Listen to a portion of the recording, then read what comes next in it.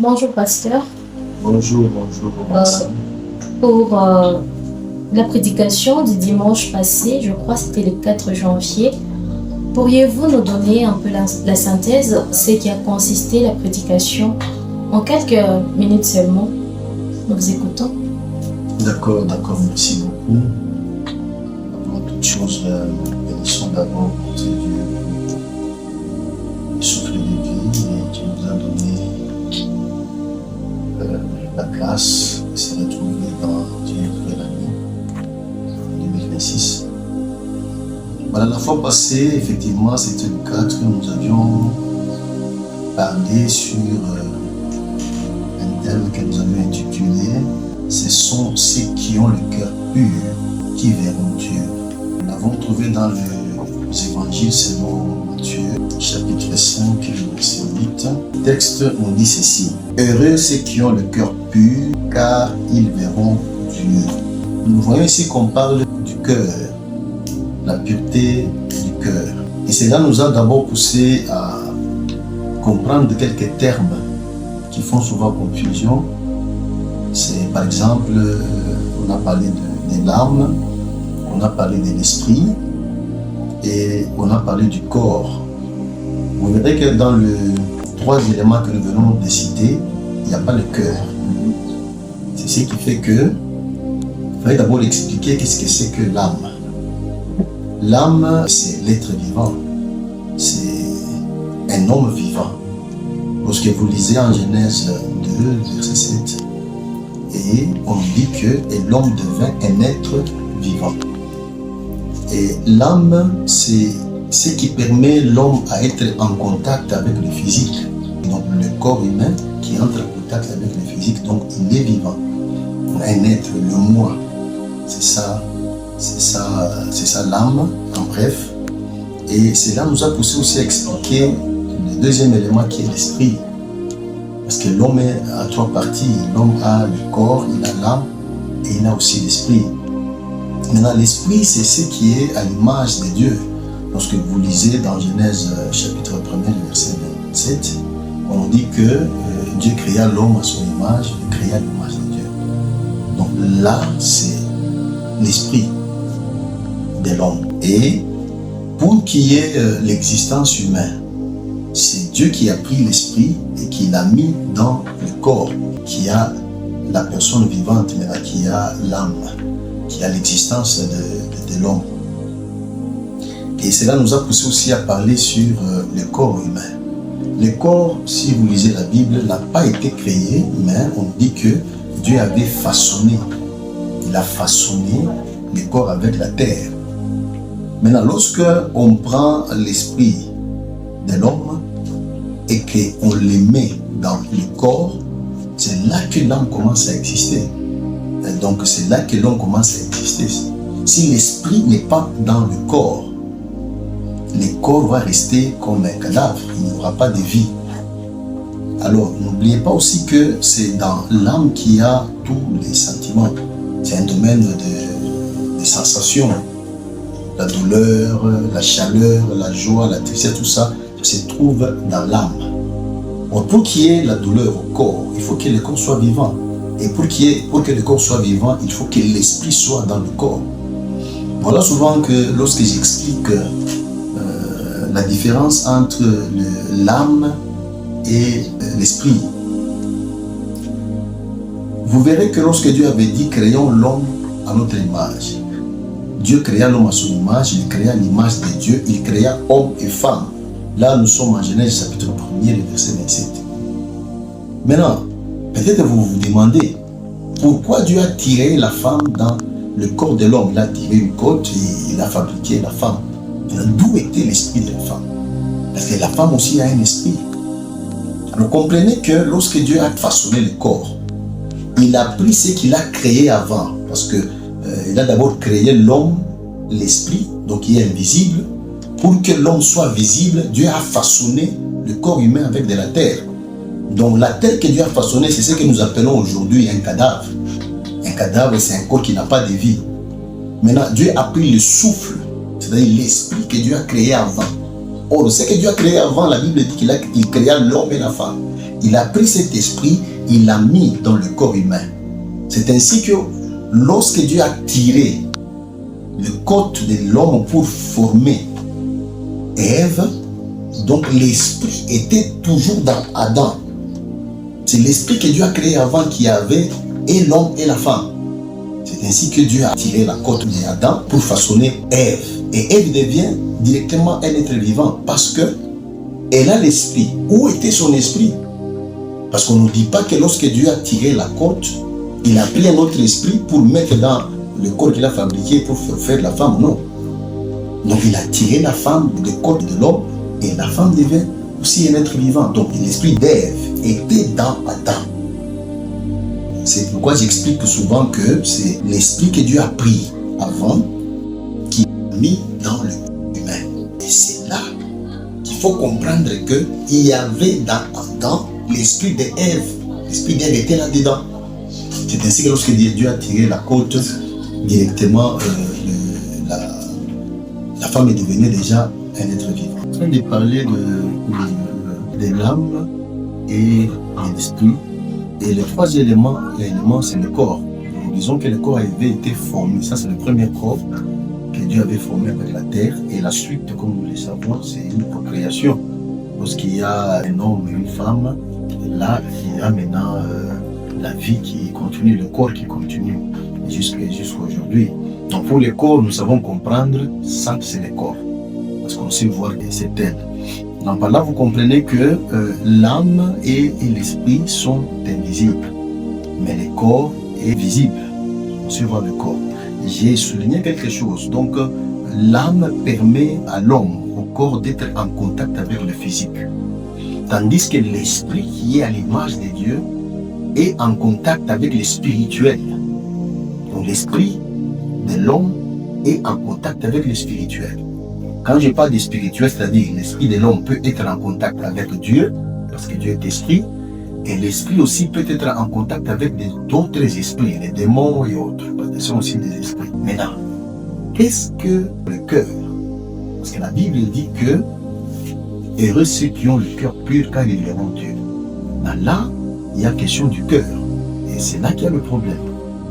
On ne dit pas que heureux ceux qui ont l'âme saine ou bien l'esprit sain. Non, non. On parle du cœur.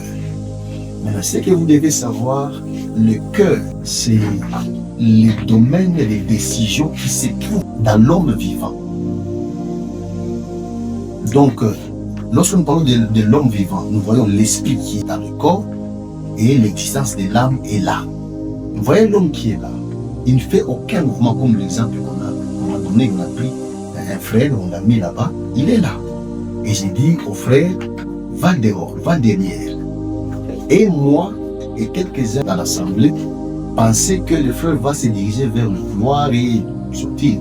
Mais curieusement, le frère a pris la direction vers la porte, la petite porte. Ce qui lui a poussé à emprunter la direction vers la petite porte, c'est son cœur. Donc c'est le cœur qui prend des décisions pour que l'homme soit en mouvement.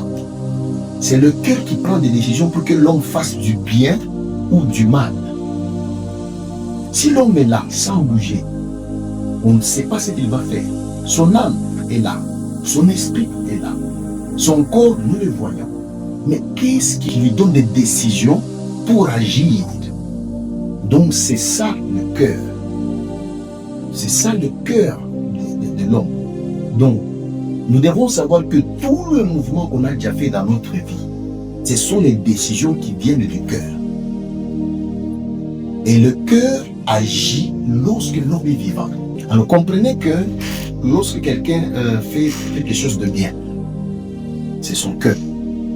Lorsque quelqu'un fait quelque chose de mal, c'est toujours son cœur qui a pris une décision. Donc comprenez que le cœur, c'est le domaine des décisions. Et voilà pourquoi la Bible dit « Heureux ceux qui ont le cœur pur, car ils verront Dieu ». Parce que la pureté du cœur, c'est-à-dire l'homme va commencer à faire des choses selon la parole de Dieu. L'homme va diriger son être et sa vie selon la parole de Dieu. Et là, il va voir Dieu. Oui, nous avons entendu, pasteur, vous nous avez parlé de votre terme qui dit « Heureux ceux qui ont le cœur pur, car ils verront Dieu ». Vous nous avez aussi parlé de l'âme et de l'esprit. Vous avez dit « Pour qu'il y ait l'existence du corps humain, il faut qu'il y ait d'abord l'esprit ». J'ai dit ceci, dans la Genèse, dans le premier corps qui est sur l'existence, nous voyons que Dieu a façonné avec la terre un corps d'Adam, sans vie. Mais, à la suite, Dieu a donné à l'homme la possibilité de procréer. Pour qu'il y ait l'existence du corps humain, il faut qu'il y ait l'union entre un homme et une femme. Et là, on verra le corps humain. Voilà un peu la provenance du corps. Oui, vous avez aussi parlé du cœur, qui est le domaine de décision qui se trouve dans l'homme vivant. Vous avez dit le cœur agit lorsque l'homme est vivant. Moi, j'aimerais comprendre, quand vous parlez d'avoir le cœur pur, qu'est-ce que vous sous-entendez par là? C'est comme on avait dit que le corps, c'est le domaine de décision. Si le cœur, souvenez-vous que Jésus avait dit, ce n'est pas ce qui entre dans la bouche qui suit l'homme, c'est ce qui sort de son cœur.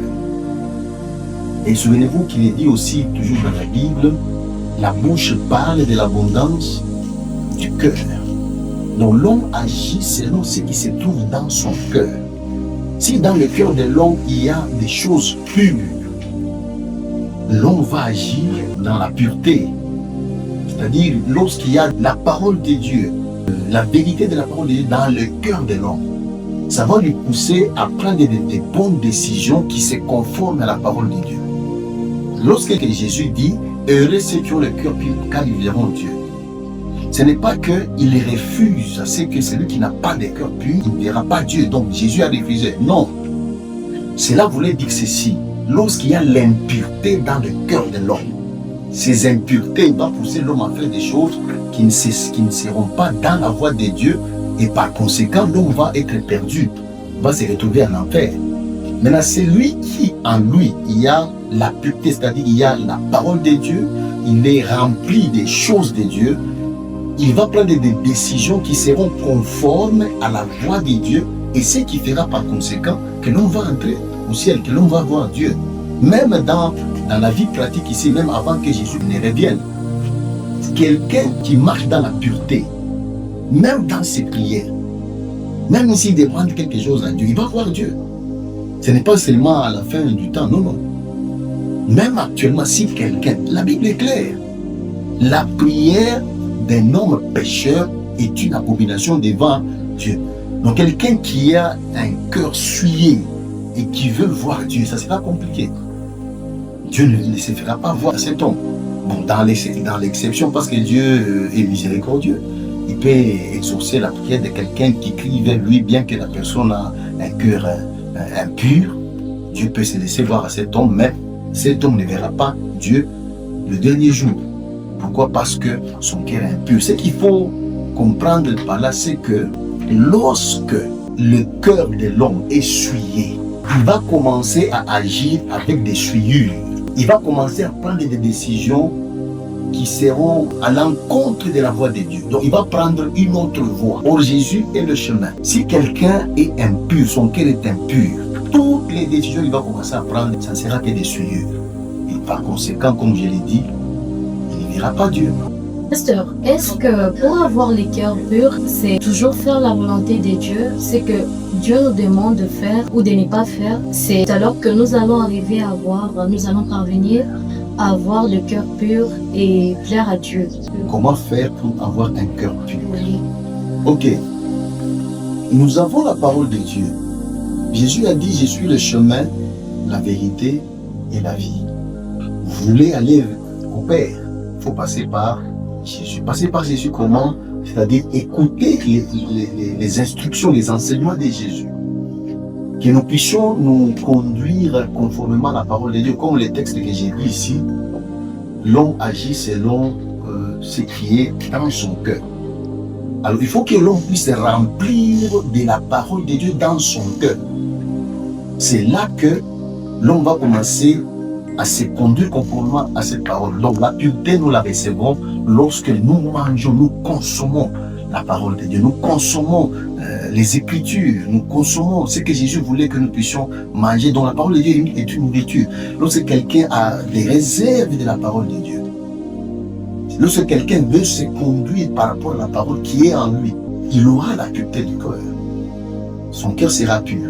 Et lorsqu'il veut prendre des décisions, il prendra des décisions conformément à ce qui est rempli dans son cœur. Or, ce qui est rempli dans son cœur, c'est la parole de Dieu. Alors, sa façon d'agir, les décisions qu'il va commencer à prendre sera conforme à la parole de Dieu. Donc la pureté, nous la recevons lorsque nous écoutons la parole de Dieu, lorsque nous méditons, lorsque nous remplissons nos cœurs avec la parole de Dieu. C'est là que nous aurons la pureté du cœur. Nous sommes à la fin de notre émission 15 minutes avec les pasteurs.